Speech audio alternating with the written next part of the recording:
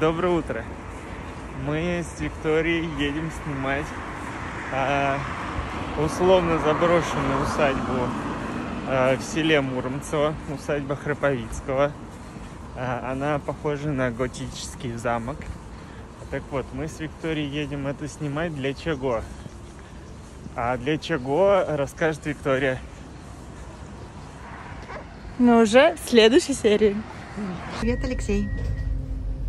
Да. Куда ты едешь? На Марину рощу, как оказалось. 2 hours later.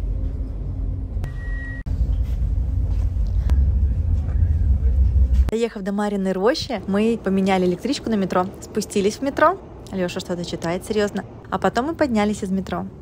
Впереди нас ждала 100-часовая пробка в Балашихе, но тут мы уже все отстояли и мчимся дальше. Вообще мы хотели рассказать о том, что мы взяли машину в прокате, что это за машина, но мы благополучно забыли это все снять и наснимали кучу видосов, пока мы ехали в дороге, поэтому вот смотрите, там облачка, машины, я за рулем сижу, какой-нибудь дубль еще будет из машины обязательно, как-то так. По навигатору наш маршрут должен был занять где-то около 6 часов, но отстояв в Балашихе 9 часов, мы ехали достаточно долго, это правда. Однако наш путь пролегал по новой платной трассе М12, которая тогда еще была не открыта полностью. Проехав по этой трассе достаточно быстро, мы вложили $300.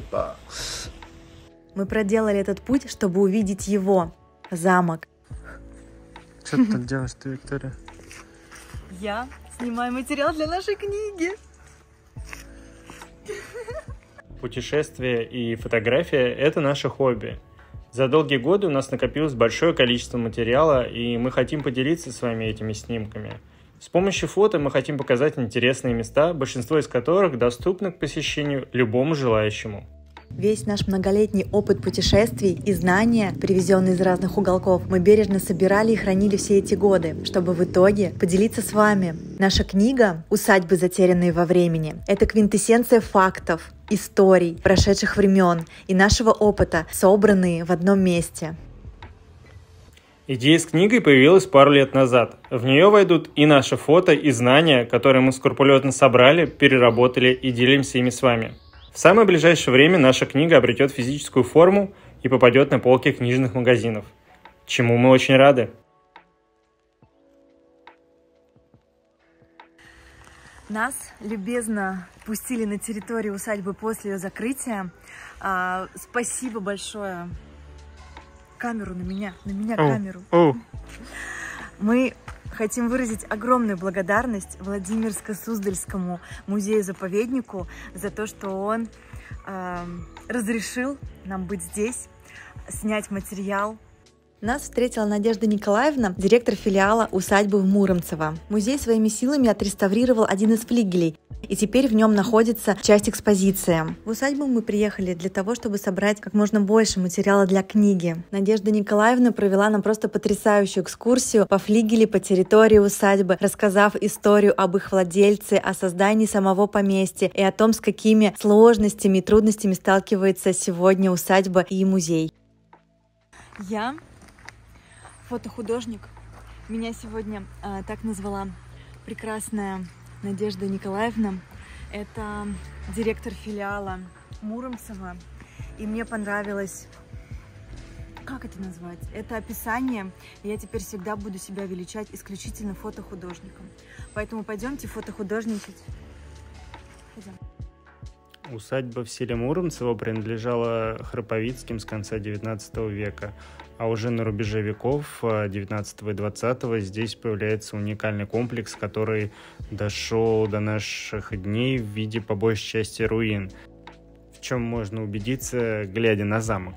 Кстати, уникальный замок в стиле эклектики строился в 2 этапа. Одним из архитекторов был Петр Бойцов, на тот момент достаточно известный архитектор, работающий в стиле эклектика. Ну а больше информации о замке и его обитателях вы сможете узнать из нашей книги, ссылка в описании. Алексей снимает фото, а я видео.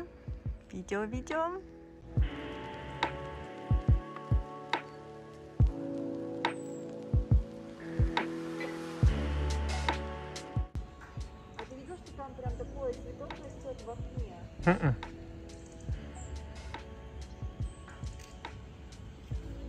не видел цветка в окне?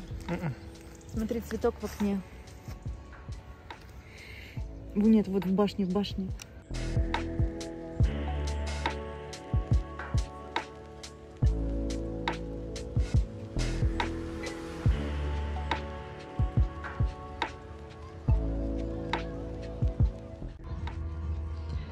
Ты почему меня привез на рейв? Сельхозрейв. Мы с собой взяли домашние макарохи от Алексея. Покажи, что у тебя. У тебя тоже домашние макарохи.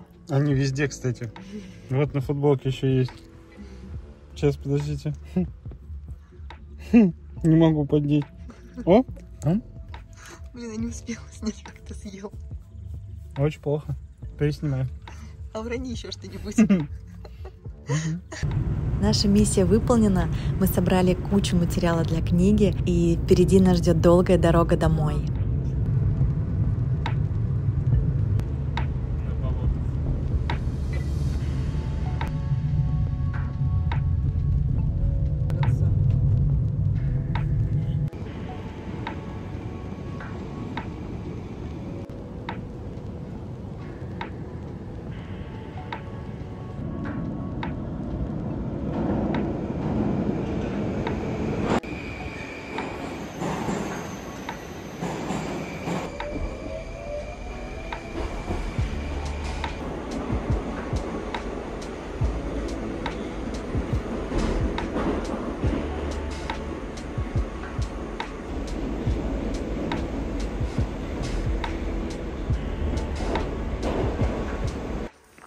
Что ты делаешь?